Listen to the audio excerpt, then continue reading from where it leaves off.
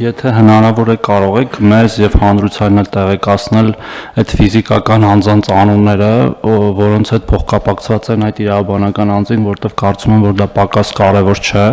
թեև միգուցե մենք գուշակում ենք դա որ գույքերին է վերաբերում, բայց կարծում եմ ճիշտ կլինի, որ նաեւ հնչեցնենք մեր այսպես չակերտներով ասած հերոսների անունները։ Շնորհակալություն։ Խնդրեմ Տիկին Վարդապետյան։ Գույքերը պատկանում են նախկին եւ ներկա պաշտոնատար անձանց, բարձրաստիճան պաշտոնատար անձանց, բնականաբար հայտնի գույքեր են, մեկը Հարսնակարն է, մեկը Վլադիմիր Գասպարյանին նախկին փոխոստիկանապետին պատկանող առանձնատունն է, մի մասը զրոնիշից ցածր է, մի մասը չէ։ Գույքերից մեկը Նորայր Փանոսյանինն է պատկանում, իհարկե այս բոլոր գործարքները չեն կնքվել ուղիղ այս պաշտոնատար անձանց հետ, հիմնականում կնքվել են մայրերի, զոքանչների կամ իրենց հետ փոխկապակցված իրավաբանական անձանց հետ, այսինքն անձինք որպես իրական շահառուներ են տեսանելի։ Առանձնատունը, որի մասին նշեցի, եւս պատկանում է Ռուբեն Հայրապետյանին, մի գույք կա, որը պատկանում է Սասուն Միքայելյանին, մի գույք եւս, որը պատկանում է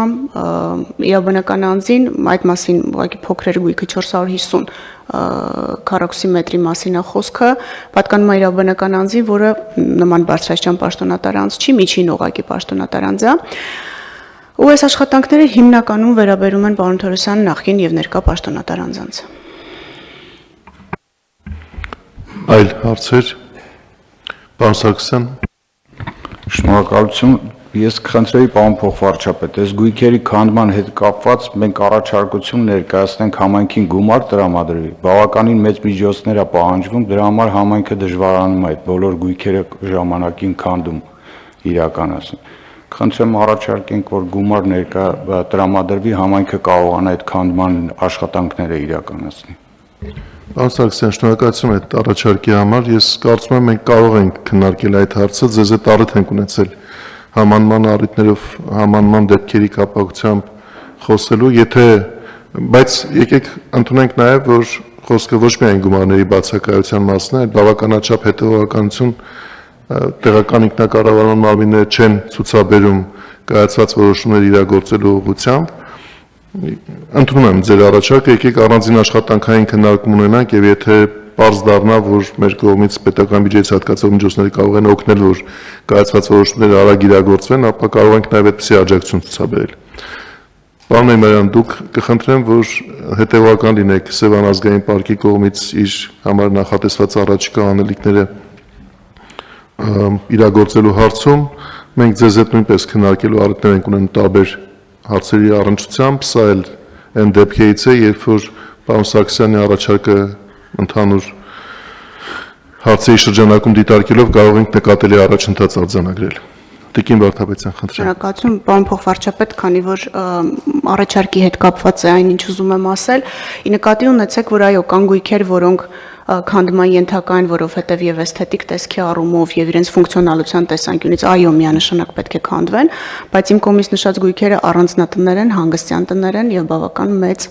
ներդրումներ են, այս առումով ես կարծում եմ մի փոքր ավելի ընդլայնված քննարկում պետք է իրականացվի, կխնդրեմ նաև մեզ էլ ներգրավել, այստեղ իրավական դուալիզմ ունենք, մի կողմից ինքնակամ կառույց է,